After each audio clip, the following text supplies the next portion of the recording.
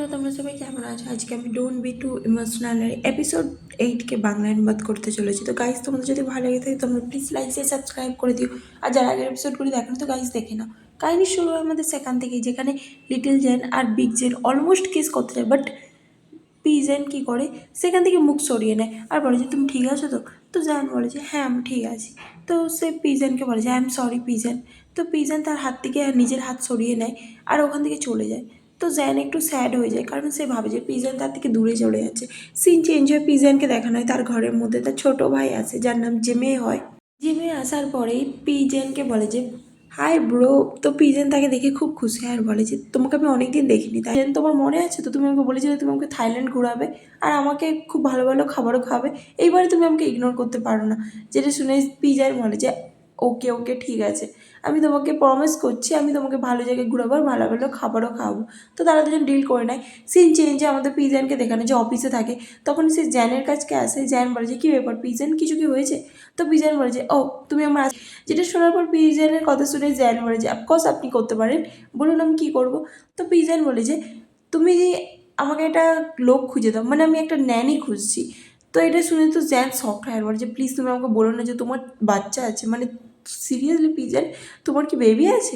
যেটা শুনে পিজেন বলে যে তার নাম হচ্ছে জিমে, ও 12 ইয়ারের ছেলে হয় আর আমি চাই যে ও হাফ আমেরিকান, তো সেই জন্য ওকে কেউ থাইল্যান্ড শেখাও আর হচ্ছে এখানে ওকে স্কুলে দিতে যাওয়া নিতে আসা করুক।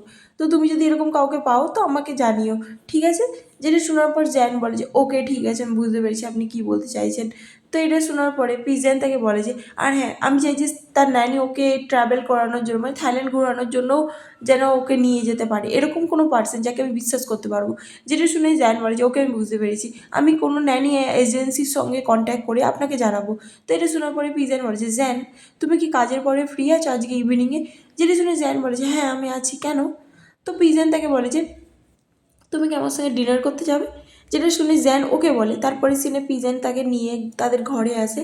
আর এখানে আসার পরে জ্যান যখন বাইরে আসে তো জিমি ছুটে আসে আর পিজেনকে হাক করে নেয় আর বলে যে আমি রেডি, চলো আমরা বাইরে যে কিছু খেতে যাবো।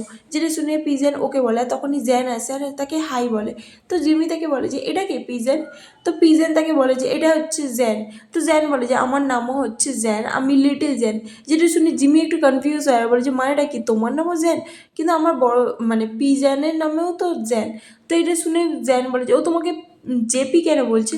তো এটা শুনে পিজেন বলে যে কারণ আমার ফুল নামকে শর্ট নাম করে ও ডাকছে। তো এটা শুনে জ্যান বলে যে এটা কেমন হবে যে তুমি তোমার ড্যাডিকে জেপি জেপি বলছো, এটা ঠিক না তাই না? তো জিমি স্মাইল করে আর বলে যে জেপি আমার ড্যাড নয়, ও আমার বড় ভাই হয়। যেটা শোনার পরে সে হাসে আর পিজেন বলে যে আমি তোমাকে এই কথাটা বলিনি, তুমি নিজে থেকে এটা ভাবছো। তখন জিমি বলে যে এবার আমরা কী করবো, তোমাদের দুজনের তো সেম নাম, তাহলে আমার কী করা উচিত? যেটা শোনার পরে জ্যান বলে যে এটা কেমন হবে যদি আমাকে, যখন আমি কলেজে ছিলাম সবাই আমাকে লিটিল জ্যান বলতো, তো তুমিও যদি আমাকে লিটিল জ্যান বলতে চাও তো বলতে পারো, কোনো প্রবলেম নেই। যেটা শোনার পরে জিমি বলে যে লিটিল জ্যান এটা শুনতে কেমন হবে তাই না? তো আমি তোমাকে লিল জ্যান বলবো। যেটা শোনার পরে জ্যান বলে যে বাও এটা তো পুরো র্যাপার নাম লাগছে আমার, আমি তো পুরো র্যাপও করতে স্টার্ট করে দেবো এবার। তো জিমি স্মাইল করার বলে যে তোমার এই নামটা ঠিক আছে তাই না, আমি তোমাকে এই নামে ডাকবো। যেটা শুনে জ্যান বলে যে তোমার যেই নামে ডাকতে ইচ্ছে তুমি সেই নামে ডাকতে পারো আমাকে, আমার কোনো প্রবলেম নেই, ঠিক আছে? যেটা শুনে জিমি খুব খুশি হয়ে যায় আর পিজেন যখন জ্যানকে এত তাড়াতাড়ি ঘুলতে মিলতে দেখে জিমির সাথে, সে খুব খুশি হয় আর বলে যে চলো এবার যা যাক এখান থেকে, তুমি যা খেতে যাও আমি তোমাকে সেই খাবারই খাওয়াতে নিয়ে যাবো। তারপরে তারা রেস্টুরেন্টে থাকে আর সেখানে আসার পরে সেখানে তারা খাবার অর্ডার করতে যায় আর এখানে জ্যান জিজ্ঞাসা করে যে জিমি তুমি কী খেতে চাও? পিজেন জিজ্ঞাসা করে জ্যান তুমি কী খেতে চাও? তো জ্যান বলে যে আমার সব কিছু পছন্দ, কোনো প্রবলেম নেই। জিমিকে জিজ্ঞাসা করি, জিমি বলে যে আমি প্যাড থাই খেতে চাই। থাইল্যান্ডে আসার পরে যদি আমি এই খাবারটা খাই তাহলে থাইল্যান্ড আসার কোনো মানেই হয় না তাই না? তো আমি এই খাবারটা খেতে চাই। যেটা শোনার পরে পিজেন বলে যে না তুমি এটা খেতে পারো না জিমি, তোমার পিনাটে অ্যালার্জি আছে, তো তুমি এই খাবারটা খেতে পারবে না। যেটা শুনে জ্যান বলে যে ও জিমি তোমার পিনাটে অ্যালার্জি আছে? তো জিমি বলে যে হ্যাঁ আমি পিনাট খেয়ে নিলে নিঃশ্বাসও নিতে পারি না, এই জন্য আমি সবসময় অ্যালার্জির মেডিসিন নিয়ে ঘুরি। যেটা শোনার পর জ্যান বলেছে ওকে ভালো হলো আমি জেনে গেলাম, এরপরে যদি আমি তোমাকে কোনো স্ন্যাক্স ট্যানাক্স দিই তাহলে আমি এটা মাথায় রাখবো, ওকে? যেটা শুনে জিমি বলেছে বাও তুমি সত্যিই খুবই ভালো লিটিল জ্যান, আমি সত্যিই তোমার কথা শুনে খুবই পছন্দ করছি। আচ্ছা তুমি কি আবারও আসবে আমার সঙ্গে? খেলতে, আমার তোমার সঙ্গে খুব মজা লাগে। আসলে আমি ঘরের মধ্যে না প্রচণ্ড একা থাকি। যেটা শোনার পর জ্যান বলে যে হ্যাঁ ঠিক আছে। তো পিজান আবার তাদের দুজনকে এত ক্লোজ দেখে খুশি হয়। তারপরে দেখানো হয় যে লিটল জ্যান একটা কার্ড শপে যায়, সেখানে যে তার কার্ড টয় দেখে খুব পছন্দ হয়। তো পিজান বলে যে তোমার যদি এটা পছন্দ হয় আমি তোমাকে এটা কিনে দিতে পারি, তুমি কি চাও? তো এটা শোনার পর জিমি বলে যে না, আমি এই গাড়িটা কিনতে চাই না, কারণ আমি চাই আসল গাড়ি, স্পোর্টস কার। যেটা শুনে পিজন বলে যে তুই আদৌ জানিস যে এটা কী করে ড্রাইভ করতে হয় হয়, আর তুই গাড়ি কিনতে চাস? যেটা শোনার পর জ্যান বলে যে জিমি, তোমার কি মানে গাড়ি পছন্দ? যেটা শুনে জিমি বলে যে হ্যাঁ, আমার ফার্স্ট কার খুবই পছন্দ হয়, যেগুলো রেসার কার হয়। যেটা শুনে তারা বলে যে ও আচ্ছা, তার মানে তুমি সত্যিই রেসার কার চালাতে চাও, তাই তো? তো জিমি হ্যাঁ বলে। তারপরে সেখানে দেখানো হয় যে জ্যান আর জিমি তারা দুজন প্রচণ্ড গেম খেলতে থাকে, আর এখানে তারা দুজন খুব মস্তি করতে থাকে। পিজন জাস্ট দূর থেকে তাদের দুজনকে এত ক্লোজ হতে, ফ্রেন্ডলি হতে দেখতে থাকে, আর তার কোথাও না কোথাও খুব ভালো লাগে। তারপরে সেখানে দেখানো হয় যে পিজন এক একটা ম্যাচে তাদেরকে সাপোর্ট করতে থাকে, আর জিমি যখন জোর করে সে তার হয়ে খেলতে স্টার্ট করে দেয়। তো এখানে জ্যান আর পিজন তারা দুজন একসঙ্গে গেম খেলে। কিছুক্ষণ পর জ্যান গেম খেলতে খেলতে টায়ার্ড হয়ে যায়, তো সে পিজানের পাশে এসে দাঁড়িয়ে যায়, আর সে তাকে বলে যে তুমি খেলবে না ওর সাথে? তো পিজান বলে যে না, আমার এমনি তো এইসব জিনিস একদমই পছন্দ না, জাস্ট জিমি জোর করেছিল বলে আমি খেলেছিলাম। আচ্ছা, আমি যে তোমাকে জিমির ব্যাপারটা টেক কেয়ার করতে বলেছিলাম সেটা কী হলো? যেটা শুনে জ্যান বলে যে আমি এজেন্সিতে কন্ট্যাক্ট করেছিলাম, আর তুমি যেরকম ন্যানি খুঁজছো সেরকম কোয়ালিফাই ন্যানি আমি কাউকেই পাচ্ছি না। যেটা শোনার পর সে বলে যে আমি আরও খোঁজ করব। তো পিজন বলে যে কোনো দরকার নেই, আমার মনে হয় আমি খুঁজে পেয়ে গেছি একজন পার্সনকে। তো জ্যান শকড হয় আর বলে যে কাকে পেয়েছো? পিজন তাকে বলে যে তোমাকে। যেটা শুনে জ্যান শকড হয়ে যায়, আর পিজন বলে যে কারণ আমি চাই যে তুমি জিমির সঙ্গে সারাক্ষণ টাইম কাটাও, তোমার সঙ্গে জিমি খুব ভালোভাবে টাইমও স্পেন্ড করছে, আর তোমরা দুজন খুব ভালো ফ্রেন্ডলিও হয়ে গেছো। তো জ্যান, তুমি কি জিমির ন্যানি হবে? তুমি কি কোম্পানির বাইরে মানে আউটসাইডে কি জিমির ন্যানি হয়ে কাজ করবে? তুমি কি এইটুকুনি আমার জন্য করবে? যে জ্যান প্লিজ, তুমি জিমি যেভাবে টেক কেয়ার করো সেভাবে আর কেউ করতে পারবে না, তো প্লিজ তুমি কি জিমির ন্যানি হবে প্লিজ, আর আমার বাড়িতে এসে থাকবে? যেটা শুনে জ্যান একটু সফট হয়, কিন্তু সে হ্যাঁ বলে। কিন্তু পিজান তখন যখন তাকে বাড়িতে এসে থাকার কথা বলে, তো সে একটু সফট হয়ে যায়, বাট জিমি অ্যান্সার বলে যে হ্যাঁ প্লিজ তুমি আমাদের সঙ্গে থাকো না, প্লিজ জ্যান। আমার মনে হয় পিজান তোমাকে দেখে খুব খুশি হবে। পিজান বলে যে তুমি একটু অতিরিক্ত বলছো না জিমি? তারপরে সিন চেঞ্জ হয়, আর আমাদের দেখানো হয় যে জ্যান পিজানের বাড়িতে আসে, সে যখন তার ঘর দেখে, তার ঘরটা দেখে সে প্রচণ্ড শক্ট হয়, কারণ ঘরটা প্রচণ্ড বড় ছিল। যেহেতু পিজান বড় লোক হয় সেই জন্যে আর কি। সেখানে মেয়ে আসে, আর মেড নেই, এসে বলে যে ওয়াও, আমি ছাড়াও এই ঘরে অন্য কেউ আসছে, যেটা দেখে আমার খুব খুশি হচ্ছি। মিস্টার জ্যান তো সহজে কাউকে তার ঘরে আনতেই চায় না। যেটা শোনার পর জ্যান স্মাইল করে, আর এখানে ন্যানি মেয়ে বলতে থাকে যে তুমি দাও, আমি তোমার জিনিস নিয়ে যাচ্ছি। বাট জ্যান বলে যে কোনো দরকার নেই, আমি আমার নিজের জিনিস নিজে নিয়ে যেতে পারবো। তো এটা শুনে সে ওকে বলে, আর তারপরে সিনে পিজান বলে যে চলো আমি তোমার রুম দেখিয়ে দিচ্ছি। তো এটা শুনে জ্যান ওকে বলে। তো পিজন তাকে তার গোটা ঘর দেখায়, তারপরে সে একটা রুমের দিকে তাকায় জ্যান। তো পিজন বলে যে ওই রুমটার মধ্যে কখনো এন্টার করবে না, ওই রুমের মধ্যে আমি ছাড়া অন্য কারো এন্ট্রির কোনো পারমিশন নেই, ওটা একটা রেস্ট্রিক্টেড এরিয়া। যেটা শুনে জ্যান বলে যে রেস্ট্রিক্টেড এরিয়া?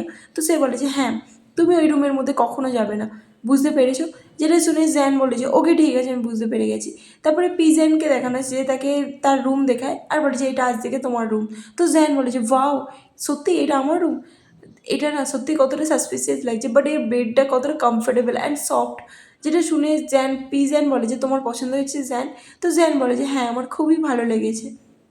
তো সে বলে যে আমি এতটা হ্যাপি তোমাকে বলে বোঝাতে পারবো না, ফাইনালি আমি এতদিন পর তোমাদের ঘরে আসতে পেরেছি। তারপরে সে সেই বেডের মধ্যে শুয়ে পড়ে, আর বলে যে বাও সিরিয়াসলি এটা কতটা সফট। তখনই পিজান তার পাশে শুয়ে পড়ে, আর পিজান কী করে তার গালে টাচ করতে থাকে। তো জ্যান তার দিকে তাকিয়ে একটু সফট হয়ে তাকিয়ে থাকে, আর তারপরেই সে ওখান থেকে উঠে পড়ে। তো পিজান বলে যে আই এম সরি জ্যান, মানে আমি এটা মিন করতে চাইনি। তারপরে সে বলে যে ও আমি একটা জিনিস ভুলে গিয়েছিলাম। সে কী করে জিমির স্কেডিউল বের করে, আর বলে যে তোমাকে এই স্কেডিউলগুলো ফলো করতে হবে, জিমির এগুলো স্কেডিউল, তোমাকে ওকে স্কুল ড্রপ করতে যেতে হবে, স্কুলে পিক আপ করতে যেতে হবে, আর এমনকি তোমাকে ওকে মর্নিং ইভিনিংয়ে পিয়ানো ক্লাসেসে নিয়ে যেতে হবে, আর ওকে কিছু টিউটরও দিতে হবে প্রাইভেট, মানে থাইল্যান্ড শেখার জন্য, থাই ভাষা শেখার জন্য। আর স্যাটারডেতে ওর পিয়ানো ক্লাসেস আছে। যেটা শুনে সে তাকে জিজ্ঞাসা করে তোমার স্কেডিউল কী? তো জ্যান স্মাইল করে, আর এখানেই দেখানো হয় যে জিমিকে সে পড়াতে থাকে, এমনকি সে তাকে অনেক কিছু শেখানোর চেষ্টা করে। পিজন সেখানে বসে তাদের দুজনকে দেখতে থাকে। আর এখানে জ্যানকে দেখানো হয়, যে বলে যে জিমি তোমার আর কি কি পছন্দ। তো জিমি বলে যে আমি শুনেছিলাম পিজন আমাকে বলেছিল তুমি নাকি ড্রয়িং করো। তো এটা শুনে জ্যান বলে যে ও এটা তো আমি অনেক বছর আগে করতাম, এখন তো আমি ভুলেও গেছি। তো জিমি বলে যে প্লিজ প্লিজ অল্প করে, মানে ছোট একটা কিছু ড্রয়িং করে দেখাও। যেটা শুনে জ্যান বলে যে ওকে ঠিক আছে, তুমি যখন বলছো তাহলে আমি কিছু একটা ড্রয়িং করে দেবো। তুমি কি ড্র করতে চাও, দেখতে চাও? যেটা শুনে জিমি বলে যে আমার মনে হয় আমাদের বেটার হবে যদি আমরা জেপিকে ড্র করি, মানে বিগ, মানে জ্যানকে যদি তুমি ড্র করো তাহলেই বেটার হবে। যেটা শুনে জ্যান বলে যে ওকে ঠিক আছে, আমি তোমার জন্য এটাও ড্র করে দেবো। তারপরে সে জিমির দিকে তাকায়, আর এখানে সে জ্যানের দিকে তাকায়। জ্যান কী করে ড্র করতে স্টার্ট করে, আর সে যখন ড্র করছিল না সে মনে মনে হাসছিল, কারণ কোথাও না কোথাও সে জ্যানকে ডিমান্ড হিসাবে ড্র করছিল, কারণ তার মনে হচ্ছিল যেন সে জ্যানের পিছনে একটা মানে পাগনা দেখছিল, যেটা দেখে জ্যান তার স্মাইল দেখে বুঝে যায়, বলে যে তুমি এরকম ফেস বানাচ্ছ তার মানে তুমি আমাকে আবার ড্রয়িং করছো ডিমান্ড হিসাবে, তাই না? যেটা শুনে জ্যান বলে যে অ্যাকচুয়ালি এটা তো ভালো, তাই না? তুমি হ্যান্ডসাম ডিমান্ড। যেটা শুনে জ্যান স্মাইল করে, আর এখানে সে তাকে ড্র করে দেয়। জিমি বলে যে ওয়াও তুমি তো সত্যিই খুব সুন্দর ড্র করেছো লিটিল জ্যান, তুমি সত্যিই খুব বিউটিফুল ড্র করতে পারো, তুমি কি আমাকে শেখাবে? যেটা শুনে জ্যান বলে যে ওকে, কোনো ব্যাপার না, বাট তুমি কি ড্র করতে চাও? যেটা শুনে জিমি বলে যে আমি রেসার কার ড্র করতে চাই। তো জ্যান বলে যে তুমি সত্যিই রেসার কার খুব পছন্দ করো, তাই তো? যেটা শুনে জিমি বলে যে হ্যাঁ, স্পোর্টস কার, স্কেটবোর্ড এইসব আমার খুবই পছন্দ, আর আমি এইসব নিয়ে প্লে করতে চাই, এমনকি আমি ফুটবলও প্লে করেছি। যেটা শোনার পরে জ্যান বলে যে বাও, তুমি আমেরিকার মধ্যে ফুটবলও খেলতে? তুমি জানো আমিও একজন ফুটবল প্লেয়ার হই, আমি তোমাকে কখনো কখনো শেখাবো ফুটবল খেলা। যেটা শোনার পরে তো জিমি খুব খুশি হয়ে যায় আর বলে যে থ্যাঙ্কস। তারপরে সিনে দেখানো যে তারা খাবার টেবিলে থাকে, যেখানে তারা ছুটতে থাকে একসাথে। তো এটা শুনে পিজন বলে যে খাবার টেবিলে এভাবে ছুঁড়োটা বন্ধ করো, ওকে, কিছু না কিছু লেগে পড়ে যাবে। যেটা শুনে জ্যান আর জিমি বসে পড়ে আর বলে যে পিজন অলওয়েজ ঠিক কথাই বলে, কিন্তু এই সময়টা একটু বসই হয়ে যাচ্ছে, তাই না? যেটা শুনে জিমি বলে যে হ্যাঁ তুমি ঠিকই বলেছো, লিটল জ্যান সবসময় ঠিক বলে, বাট পিজন সবসময় আমার দিকে মুখই করতে থাকে। তো তারা দুজন স্মাইল করতে থাকে। আর এখানে কিছুক্ষণ পর জিমিকে তার বাবা ফোন করে আর বলে যে হেই, ঠিকঠাকভাবে কথাও বলে না। আর এটা জ্যান নোটিস করে। সিন চেঞ্জ হয়, আমাদের দেখানো হয় যে গেবকে, যে অফিসে কাজ করতে থাকে, তখনই সেখানে জ্যান আসে আর বলে যে হেই গেব, তুই এখনও কাজ করছিস, আমাকে এবার যেতে হবে, তো বাই, আমি বলতে এসেছিলাম আমি তোকে। তো গেব বলে যে ও হো, অলরেডি চলে যাচ্ছিস? হ্যাঁ, তোর তো ব্যাপার সেপার, আমার এবার চিন্তা লাগছে তোমাদের জন্য যে তোমরা নিজের কাজ নিজে করতে। যেটা শুনে জ্যান বলে যে ওকে ঠিক আছে, তাহলে আমি এখন যাচ্ছি গ্যাপ। তো যেটা শুনে গ্যাপ বলে যে হ্যাঁ তাড়াতাড়ি যা, তুই এখানে ওয়েট করছিস কিসের জন্য? তো যেটা শোনার পর জ্যান বাই বলে আর ওখান থেকে চলে যায়। সিন চেঞ্জ হয়ে জ্যান আর জিমিকে দেখানো, যারা ফুটবল খেলার প্র্যাকটিস করতে আসে। তো জিমি সেখানে ফুটবল খেলতে চায় না। তো এইটা দেখে জ্যান বলে যে কী ব্যাপার জিমি, এত লম্বা ফেস বানিয়েছো কেন, কিছু কি হয়েছে? তো যেটা শোনার পর জিমি বলছে আমি তোমাকে বলেছিলাম যে ফুটবল খেলি নাকি সকার, তুমি আমাকে এই ছোটো ছোটো মানে ফুটবলের জিনিস দিয়ে কেন খেলাচ্ছ? যেটা শুনে জ্যান বলে যে ও, তার মানে তুমি আমেরিকান ফুটবল কথা বলছিলে, তাই তো? এটাই যদি হয় তাহলে আমি তোমাকে দেখাচ্ছি যে কীভাবে খেলতে হয়, দাঁড়াও। তারপরে সেটাকে তাদের থাইল্যান্ডের মতন ফুটবল খেলানো প্র্যাকটিস করায়, আর এইভাবে তারা দুজন ওখানে গেম খেলতে থাকে।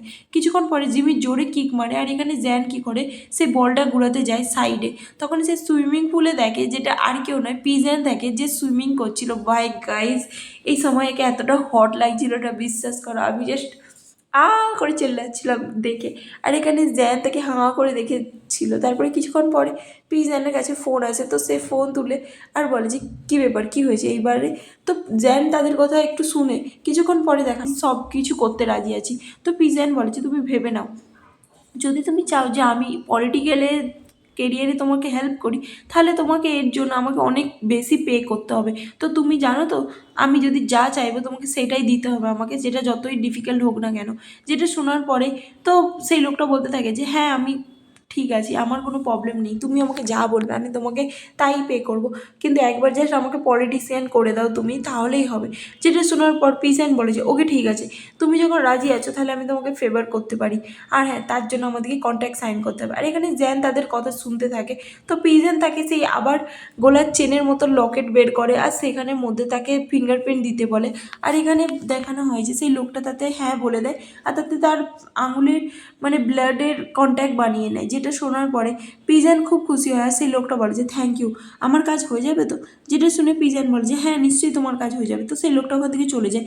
তার যাওয়ার পরে জ্যান কী করে পিজনের কাছকে যায় আর বলে যে তুমি আবার এরকম কাজ করছো, তো ওই লোকটাকে তুমি সাহায্য করছো কেন? যেটা শোনার পরে জ্যানের কথা শুনে পিজান বলেছে ওটা আমার জাস্ট একটা ক্লায়েন্ট হয়। তো এটা শুনে জ্যান বলেছে ক্লায়েন্ট এমন একজন যে তোমাকে ফেভার জিজ্ঞাসা করতে এসেছিলো তাই না? যেটা শোনার পরে পিজান বলেছে তো তুমি আমার কথাগুলো শুনছিলে তাই তো, নেক্সট টাইম এরকম কিছু করবে না জ্যান, তুমি জানো যদি এরকম অন্য কেউ তোমাকে ধরে নেয় কথা শুনতে তাহলে তুমি ডেঞ্জারের মধ্যে পড়ে যাবে। যেটা শুনে জ্যান বলে যে বাট তুমি এই ফেভার গেমটা কতদিন চালিয়ে যাবে, হ্যাঁ তুমি কি এটা বন্ধ করতে পারছো না? যেটা শুনে পিজান বলে যে তুমি বেটার আমাকে এই কথাটা আর বলো না জ্যান, তো আমি চাই না যে তুমি আমার ব্যাপারে মিডিলে আসো।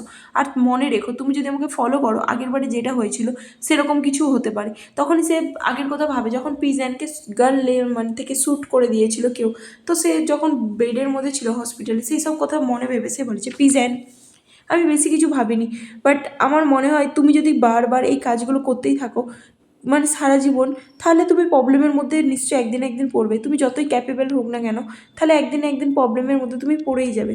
যেটা শুনে পিজান বলে যে তো কী প্রবলেম আছে আমি নিজেকে সামলাতে পারবো।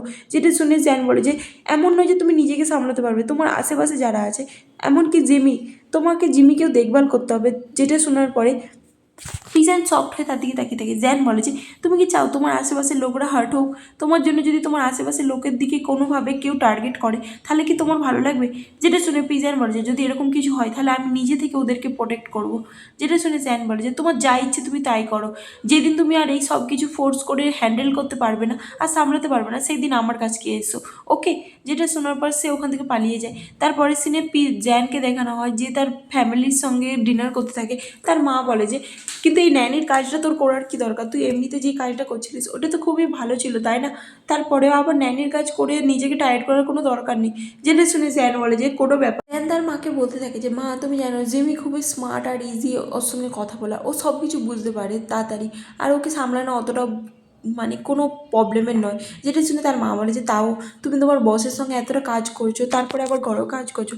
যেটা শোনার পর তার বোন বলতে থাকে যে মা তুমি এত কেন চিন্তা করছো, তুমি জানো যে জ্যান ওকে কতটা টাকা দিচ্ছে, আর তাছাড়া এইভাবে তো জ্যানের কাছেও থাকতে পারবে। আর আমি এর জন্য খুবই মানে এতটা হ্যাপি আমি তোমাকে বলে বোঝাতে পারবো না, কারণ আমি ওদের দুজনকে একসাথে আবার দেখতে চাই। তাছাড়াও জ্যান ওকে 80,000 পার মান্থ দিচ্ছে, তার জন্য তো এইটুকুনি তো ও করতেই পারে তাই না? যেটা শুনে তার মা শকড হয় আর বলে যে ওয়াও এক্সট্রা 80,000 পার মান্থ, বাহ এটা তো খুবই ভালো, তাহলে তোমার ভালোভাবে আরও কাজ করা উচিত জ্যান। তুমি কখনো জ্যানকে এটা বুঝতে দিয়েছেন না যে তুমি কাজ করার প্রতি ইন্টারেস্টেড নয়, ওকে? আর হ্যাঁ তখন সেখানে জেট আসে আর বলে যে হাই গাইস। তো এটা শোনার পরে জ্যান বলে যে তো তোর প্র্যাকটিস কেমন চলছে, তুই কি এখনও ডান্সিং প্র্যাকটিস করছিলিস? তো জেট বলে যে হ্যাঁ ব্রো আসলে আমি অডিশনের জন্য প্রিপেয়ার করছিলাম, তুই তো জানিস আমার প্রত্যেকটা মুভ মনে করে রাখতে হবে নাহলে আমি অডিশনের মধ্যে একদমই পারবো না। যেটা শুনে তারা বলে যে তোর স্কুইজ কী হলো, মানে তোর যে পড়া চলছিল না ইউনিভার্সিটিতে? যেটা শোনার পর জেট বলে যে আমি তো এখনও প্র্যাকটিসই করিনি। তো জ্যানের বোন এখানে বলতে থাকে যে দেখ দেখ তোকে দেখ সব সময় মিউজিকে লাইট করে এত তুই মানে প্র্যাকটিস করিস যার জন্য আমার বিরক্ত হয়। যেটা শুনে জেট বলে যে তুই চুপ কর আমাকে তো প্র্যাকটিস করতেই হবে।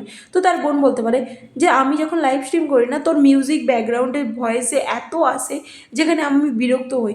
জেট তাদের দুজনের মধ্যে প্রচণ্ড তর্ক হয়ে যায়। তো তার বাবা বলে যে কামন তোমরা দুজনে এত তর্ক করছো কেন, চুপ করো। যেটা শোনার পরে জ্যান বলে যে হ্যাঁ জেট এমনি তো অডিশনের জন্য প্রিপেয়ার নিচ্ছে, তো তোরা দুজন কেন বেকার বেকার চেল্লাচ্ছিলিস? যেটা শোনার পরে তার বোন বলে যে অডিশন না কি, ও অডিশনে আদৌ পাস করতে পারবে? ওর থেকে কত লোকেরা অডিশনে ভালো মানে সিঙ্গার হয় ডান্সার হয়, আমার তো মনে হয় ও কখনোই পারবে না। যেটা শুনে জেট প্রচণ্ড রেগে যায় আর বলে যে তুই তোর মুখ সামলে কথা বল। আর এখানে তার মা বলে যে তোমরা দুজন এবার চুপ করো, কেন এত ঝগড়া করছো? তারপরে সে জ্যানকে বলে যে জ্যান দেখছিস তো তোর ভাই আর বোন কীভাবে ঝগড়া করছে? যেটা শুনে জ্যান বলে যে হ্যাঁ ঠিকই বলেছো, আমার মনে হয় তোমাদের দুজনে এভাবে কাজ করা উচিত নয়, তোমরা দুজন মিলেমিশে থাকো। আর তাছাড়াও তার বাবা বলতে থাকে যে আমার সব খোলার এবার সময় হয়ে গেছে, তো তোমরা দুজন এবার চুপ করো। তো তার মা বলে যে সত্যি কথা বলতে জেট আমার কখনো কখনো মনে হয় যে আমার মনে হয় আমরা ওকে ঠিকভাবে হয়তো হেল্প করতে পারছি না অডিশনের জন্য। যেটা শোনার পরে তারা বলে যে ও যেভাবে গাম্বলিং করতো ফুটবল নিয়ে তার থেকে তো এই অডিশনের মধ্যে ধ্যান দিচ্ছে সেটাই ভালো তাই না? তো জ্যান বলে যে হ্যাঁ তুমি ঠিকই বলেছো। তারপরে সেই জেডকে একটু চেয়ার আপ করে, সিন চেঞ্জ হয়, আমাদের জ্যানকে দেখানো হয় যে জিমির স্কুলে আসে তাকে পিক করার জন্য, বাট জিমি এখানে ভিতরে থাকে যেখানে তার ফ্রেন্ডরা তাকে বুলি করতে থাকে। আর এখানে তার ফ্রেন্ডরা বলে যে এই আমি শুনেছি তুই নাকি প্রচণ্ড বড়লোক, তো আমাদেরকে স্ন্যাক্স কিনে দে। যেটা শুনে জিমি বলে যে তোরা কি চোর নাকি যে আমার কাছে এসেছিস স্ন্যাক্স কিনে দেওয়ার জন্য, যদি তোদের খাওয়ার ইচ্ছা হয় তো নিজে থেকে কিনে খা, আমাকে বিরক্ত করিস না লুজার কোথাকার। বলেছে ওখান থেকে যেতে যাই, সেই ছেলেগুলো বলেছে তুই জাস্ট বড় বড় কথা বলিস, আদেও কি তুই কিছু বড় করতে পারিস? কিছুই পারবি না। বলে তারা দুজনে ফাইটিং চলে। আর এখানে তারা জিমিকে মারতেই যায়, তখনই জ্যান ছুটে আসে আর বলে যে জিমি তাড়াতাড়ি পড়ো, তারপরও তোমরা দুজন এইভাবে ফাইট করছো, এভাবে যদি তোমরা ফাইট করতে থাকো তাহলে তোমরা ফ্রেন্ডস হবে কী করে? যেটা শুনে জিমি বলে যে এরকম চোরেদের সঙ্গে আমি ফ্রেন্ডও হতে চাই না। যেটা শুনে সেই ছেলেগুলো প্রচণ্ড রেগে যায় আর বলে যে কী বলছো ডাকি। তো জ্যান বলে যে তোমরা সবাই শান্ত হও, আর জিমি তুমি এখান থেকে চলো, আর এইসব ব্যাপার নিয়ে এখন ভেবে লাভ নেই। বাট জিমি বলে যে বাট জ্যান আমি এই সব কিছু জ্যানকে বলতে চাই, ওর দিকে জ্যান দেখে নেবে। যেটা শুনে জ্যান বুঝায় যে না জিমি এরকম কিছু করতে হবে না। তো সেই ছেলেগুলো আবার জিমিকে উল্টাপাল্টা বলে, তো জিমি এবারে রেগে যায় আর তাদেরকে পাঞ্চ করে দেয়। তারপরে দেখানো হয় যে জ্যান আর জিমি টিচারের অফিসে থাকে, টিচার তাদের সঙ্গে কথা বলতে থাকে, যেখানে জিমি বলে যে টিচার আমার কোনো দোষ নেই, ওরা আমার সঙ্গে আগে প্রবলেম ক্রিয়েট করেছে, আগে ওরা আমার পিছনে লেগেছে, আর আমি তোমাকে আমার উইটনেসও দিতে পারি, জ্যান আছে তো। তো জ্যান বলে যে হ্যাঁ টিচার, ওই ছেলেগুলো জিমিকে প্রচণ্ড বিরক্ত করছিল আর এমনকি নন স্টপ উল্টাপাল্টা কথাও বলছিল। যেটা শোনার পরে জিমি বলে যে জাস্ট আমি আমেরিকা থেকে এসেছি, তার মানে এই নয় যে ওরা আমার সঙ্গে এইভাবে কথা বলবে, আমার ফেসটা ফরেনের মধ্যে, তার জন্য কি ওরা আমাকে এইভাবে বলবে? যেটা শোনার পরে জ্যান বলে যে এটা তো ইন্টারন্যাশনাল স্কুল তাই না, তো এখানে কি এইভাবে শেখানো হচ্ছে? যেটা শুনে টিচার বলেছে প্লিজ আপনি ফার্স্টে শান্ত হন জ্যান, সত্যি কথা বলতে বাচ্চারা হয়তো এইভাবে খেলছিল, বাচ্চারা একে অপরকে জানতে চেয়েছিল, সেই জন্য হয়তো এইভাবে কাজ করছিল। যেটা শুনে জ্যান বলে যে তো এইভাবে একে অপরকে জানতে হয় তাই তো?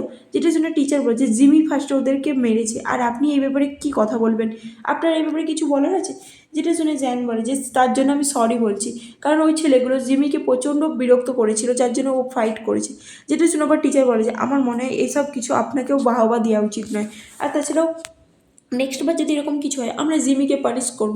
যেটা শোনার পরে জিমি বলতে থাকে যে হ্যাঁ আমার জেপি আসুক, তারপরে সে এই সব কিছু হ্যান্ডেল করবে। যেটা শুনে টিচার বলে যে তুমি কি আমাকে থ্রেট দিচ্ছ নাকি, কে এই জেপি? যেটা শুনে জিমি বলে যে জেপি একজন সিও হয়, আর আরও কিছু বলতেই যায়। যেটা শোনার পরে জ্যান তাকে আটকে দেয় আর বলে যে এরকম কিছু নয়, জেপি জাস্ট ওর একটা ভাই হয়।